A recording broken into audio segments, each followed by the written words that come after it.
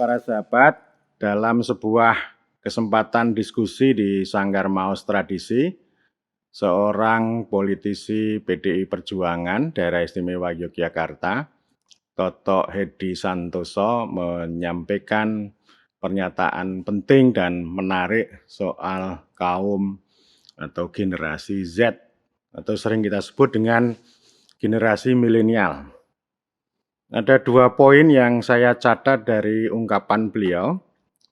Pertama, generasi Z itu berbeda dengan generasi lama, tentu termasuk generasi saya.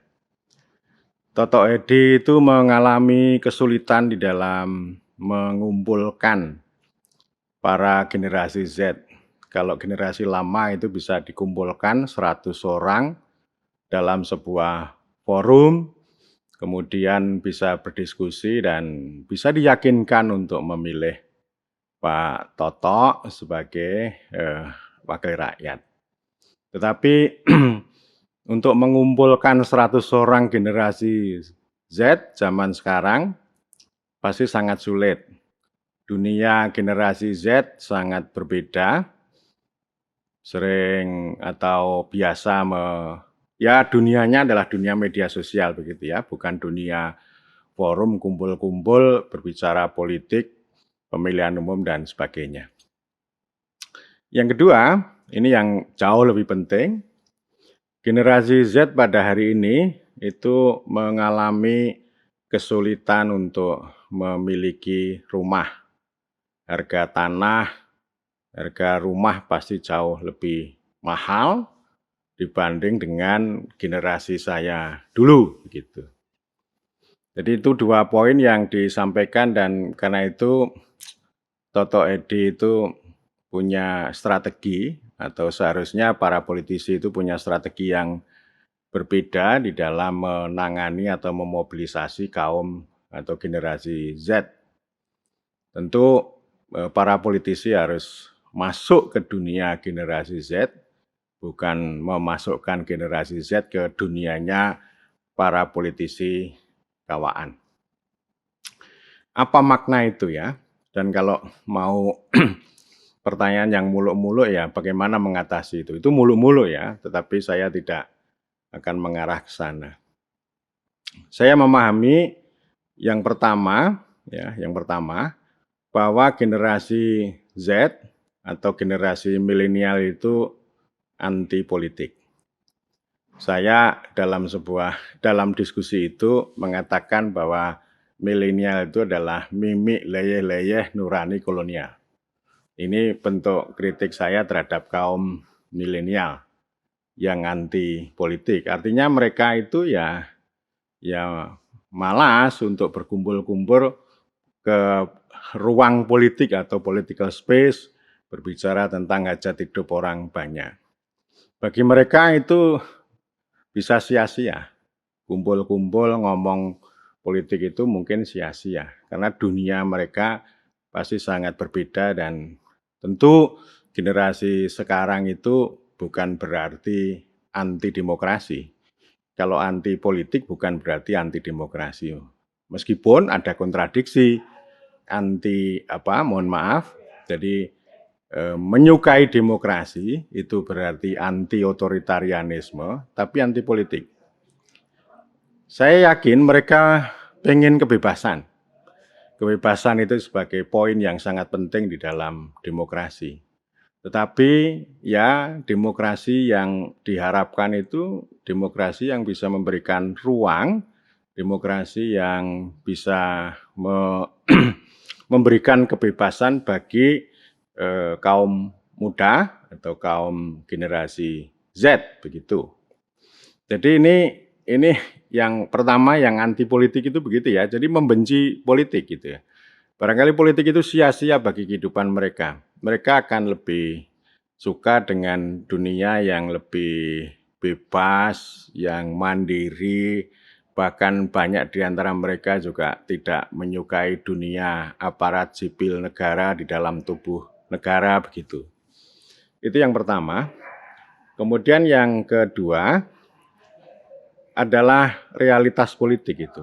Kalau hari ini generasi Z itu mengalami kesulitan untuk memperoleh rumah, itu artinya itu masalah politik.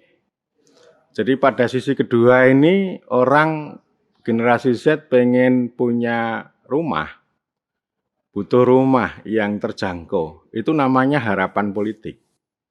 Jadi realitasnya sulit tapi mereka berharap begitu. Jadi maksud saya ini 2 poin ini sesuatu yang menarik, yang kontradiktif. Untuk tidak mengatakan pragmatis, ya generasi Z tentu pengen punya rumah atau bahasa yang lain itu sandang pangan papan dengan cara yang lebih konkret, lebih cepat, ya, tetapi tidak melalui proses politik. Barangkali mereka juga tidak percaya pada politik untuk bisa menyelesaikan persoalan mereka, ya. Dan itu memang memang poin yang menurut saya sangat penting karena politik hari ini kan tidak bersentuhan dengan hajat hidup orang banyak, tidak menjawab harapan rakyat, tidak menjawab harapan kaum milenial. Solusi yang sering ditawarkan itu kan ada 2 untuk kaum milenial, yaitu entrepreneurship, kemudian yang kedua adalah bonus demografi. Dua-duanya adalah konsep milenial yang sama sekali tidak berhubungan dengan politik atau anti politik. Entrepreneur itu ya artinya setiap orang itu punya tanggung jawab pribadi yang memang harus kreatif, harus lincah, harus berani mengambil resiko. Tidak seperti para generasi yang menjadi PNS. Mereka pengen keluar dari dunia negara ke dunia masyarakat ekonomi yang lebih bebas, lebih mandiri begitu ya. Dan ini skema ini tentu sangat disukai oleh neoliberalisme. Artinya lapangan pekerjaan, penyediaan rumah dan sebagainya itu tidak harus menjadi tanggung jawab pemerintah, tetapi solusinya 2, yaitu privatisasi atau melalui mekanisme pasar, dan kemudian yang kedua adalah tanggung jawab pribadi. Jadi itu urusanmu begitu ya. Nah, oleh karena itu cara yang sering ditempuh kan itu tadi, ya tentu yang gede itu pakai investasi, yang kedua ya mendorong entrepreneur gitu.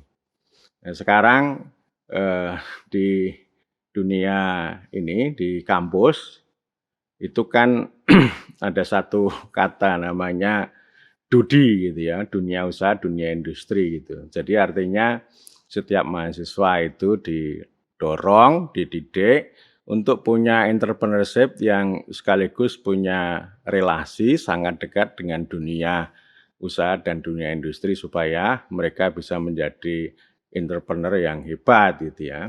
Jadi artinya kalau kerja di dunia politik, di dunia negara itu barangkali sekarang sudah tidak relevan dan formasi untuk ASN itu kan sekarang sangat terbatas. Jadi didorong untuk ke sana dan saya juga aneh melihat sekarang entrepreneurship itu menjadi satu mata kuliah di hampir semua jurusan atau program studi. Ini sama dengan ini ya, IT ya, mengenal melek IT, teknologi informasi itu diperkenalkan, termasuk itu di anak saya yang kuliah di farmasi itu harus ngerti entrepreneur gitu. Demikian juga dengan anak saya yang satu lagi, ya dulu ya tidak mengenal entrepreneur, tetapi sekarang dia menjadi entrepreneur yang tidak suka untuk meniti karir di dunia entah pendidikan atau di dunia aparat sipil negara. Jadi sekarang entrepreneur itu ada di mana-mana, termasuk di kampus kami itu entrepreneur juga menjadi pembicaraan oleh setiap teman begitu. Kemudian yang kedua ini bonus demografi ya. Bonus demografi ini kan sebuah imajinasi, jika tidak bisa disebut halusinasi. Jadi sekian tahun yang akan datang kita ini akan memiliki ya porsi demografi atau porsi jumlah penduduk usia produktif itu yang ini ya, yang sangat besar. dan itu bisa memberikan keuntungan yang sangat besar bagi Republik Indonesia. Kalau anak-anak generasi Z ini itu akan jauh lebih produktif, lebih hebat daripada generasi tua seperti saya. Jadi mudah-mudahan ini menjadi kenyataan dan tentu kan tergantung pada kemampuan mengakses. Nah, lagi-lagi problem akses.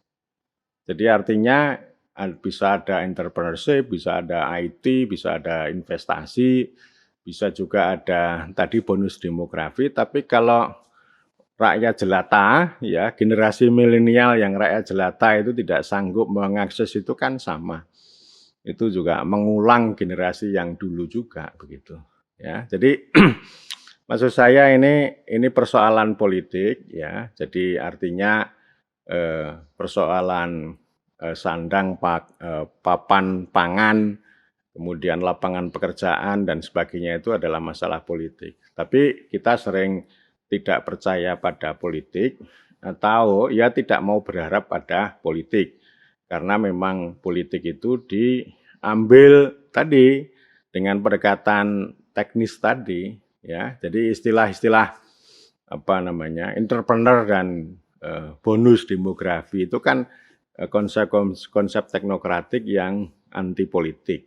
Jadi tidak memperbaiki politik. Politik digantikan dengan konsep yang sangat teknis dan problemnya nanti sekali lagi itu adalah akses.